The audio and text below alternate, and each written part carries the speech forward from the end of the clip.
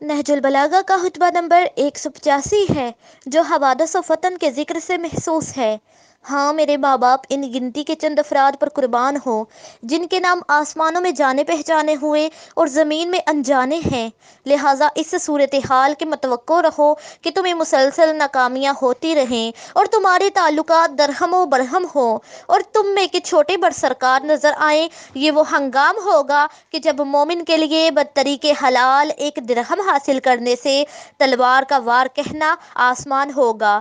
وہ وقت ہوگا کہ جب لینے والے کا اجر ثواب دینے والے اغنیا سے بڑھا ہوا ہوگا۔ یہ وہ زمانہ ہوگا کہ جب تم مست و سرشار ہوں گے، شراب سے نہیں بلکہ عیش و آرام سے، بغیر کسی مجبوری کی بات بات پر قسمیں کھاؤ گے، بغیر کسی لاچاری کے جھوٹ بولو گے۔ یہ وہ وقت ہوگا کہ جب مصیبتیں تمہیں اس طرح کاٹیں گی جس طرح اونٹ کی کوہان کو پالان۔ آہ، ان سختیوں کی مدت کتنی دراز اور اس سے چھٹکارا پانے کی امیدیں کتنی دور ہیں۔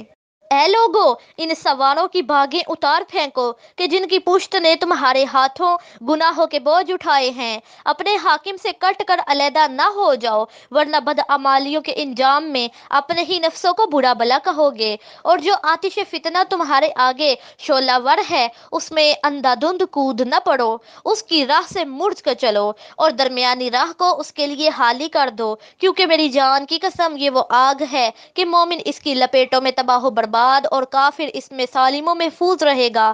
تمہارے درمیان میری مثال ایسی ہے جیسے اندھیرے میں چراغ، کہ جو اس میں داخل ہو وہ اس سے روشنی حاصل کرے۔ اے لوگو، سنو اور یاد رکھو اور دل کے کانوں کو کھول کر سامنے لاؤ تاکہ سمجھ سکو۔